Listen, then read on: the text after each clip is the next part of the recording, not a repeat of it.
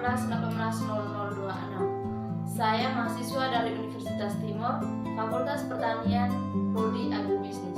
Di sini saya akan menjelaskan tentang teori Lipsinski.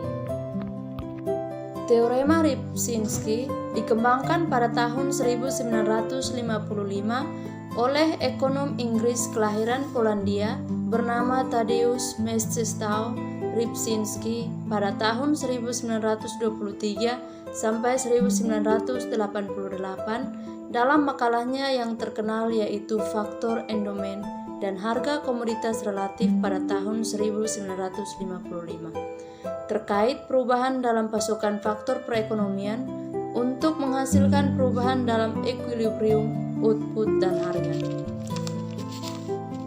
Bukti Lipsinski menggunakan diagram kotak Edgeworth seperti yang diterapkan pertama kali pada produksi oleh Wolfgang Stolper dan Paul A. Samuelson dalam makalah penting mereka tentang Production and Real Wages pada tahun 1941 yang menyajikan apa yang sekarang dikenal sebagai Teorema Stolper-Samuelson.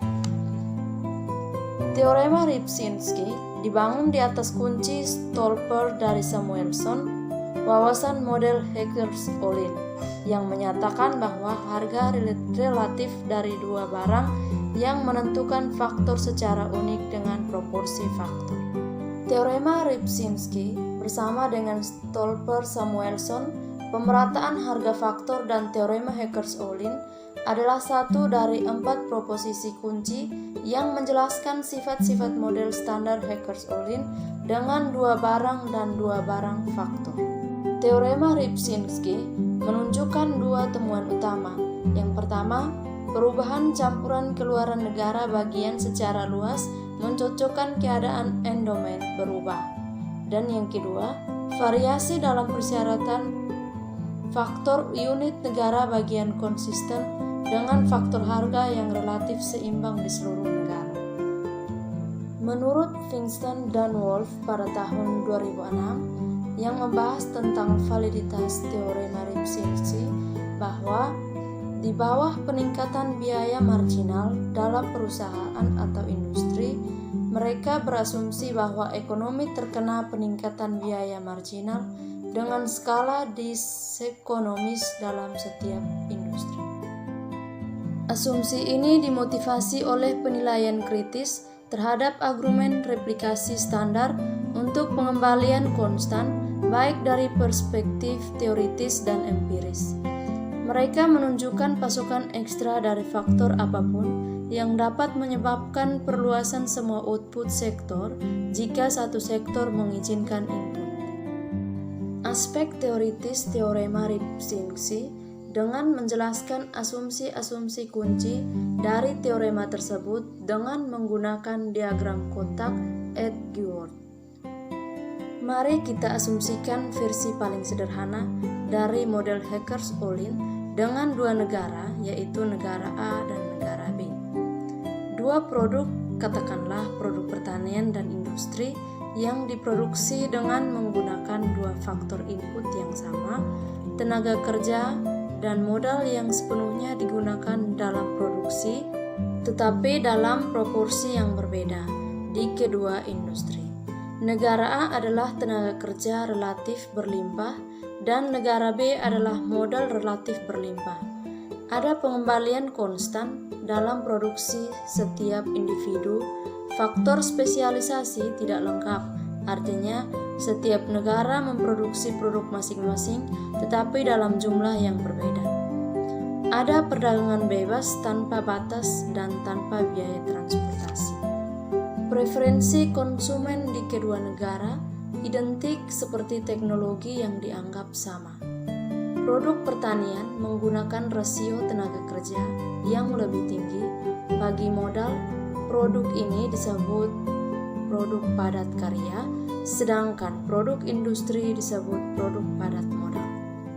Pada peningkatan presentasi tertentu, dalam penawaran satu faktor keduanya secara konstan, faktor atau modal, serta harga relatif dari kedua produk tersebut harus menghasilkan presentasi kenaikan yang padat karya dalam produksi dan penurunan absolut output equilibrium dari produk yang padat modal atau produk industri.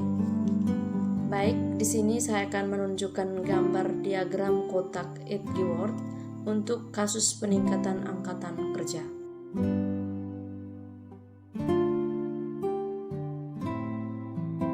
Dalam teorema Lipschitz mengemukakan bahwa harga barang yang relatif konstan peningkatan pada jumlah suatu faktor yang akan meningkatkan output sektor yang menggunakan faktor tersebut secara intensif dan mengalami penurunan absolut output sektor lain. Konteks model Lipschitz berkaitan dengan teori Heckers-Ohlin yang dimana mengatakan bahwa perdagangan terbuka antar dua negara yang dapat mengarah kepada perubahan kuantitas dan jenis output antara negara yang akan mengarah pada kesetaraan harga. Hubungan antara jumlah faktor dengan output dalam teorema Lipschitz menunjukkan bagaimana perubahan dalam dana abadi mempengaruhi keluaran barang ketika lapangan kerja dipertahankan. Teorema ini berguna dalam menganalisis pengaruh penanaman modal imigrasi dan emigrasi dalam konteks model Heckers-Ohlin. Baik, di sini saya akan menunjukkan model diagram Lipschitz.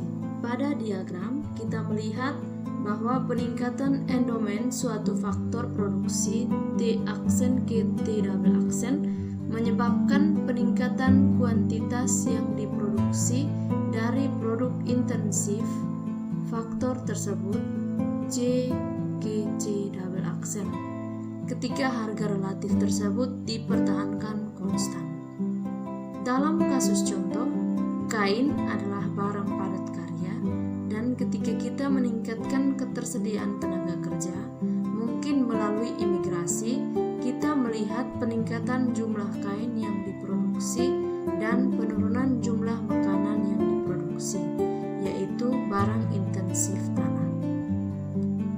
Garis Lipschitz yang miring ke bawah warna merah mencerminkan penurunan produksi pangan dalam kondisi peningkatan ketersediaan tenaga kerja.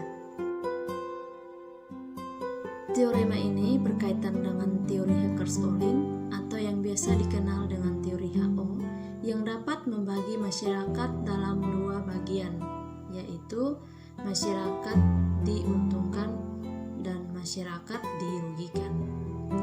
Penyebabnya adalah yang pertama, pengaruh jangka pendek terhadap harga dan output. Yang kedua, perubahan permintaan faktor. Dan yang ketiga adalah tanggapan harga faktor jangka panjang. Spesialisasi dan kerugian. Spesialisasi merupakan kegiatan perdagangan pada sektor yang lebih banyak menghasilkan jika sebuah negara lebih produktivitas dalam menghasilkan sebuah barang daripada negara lain, maka itulah yang dapat diperdagangkan. Konsep spesialisasi menekankan bahwa sebuah negara harus memfokuskan pada produksi barang atau jasa yang memiliki keunggulan komparatif, sebagaimana telah dianjurkan oleh seorang ahli yang bernama David Ricardo. Keunggulan komparatif di sini mengacu pada kemampuan untuk menghasilkan barang atau jasa dengan biaya marginal dan biaya peluang yang lebih rendah daripada barang atau jasa lain. Ketika dapat berspesialisasi dalam produksi, sebuah negara diuntungkan dari perdagangan internasional jika misalnya negara tersebut dapat memproduksi apel dengan biaya lebih rendah daripada jeruk, maka negara tersebut dapat memilih untuk mengkhususkan dan mendedikasikan semua sumber dayanya untuk memproduksi apel. Untuk kebutuhan jeruk, mereka dapat membelinya dari negara lain. Kerugian. Penyebab kerugian karena harga produk rendah di pasar dunia. Penyebab pertumbuhan yang merugikan adalah pertumbuhan negara semata-mata untuk tujuan ekspor. Yang kedua, suatu ekspansi akibat pemenuhan permintaan luar negeri yang meningkat dapat menurunkan harga dalam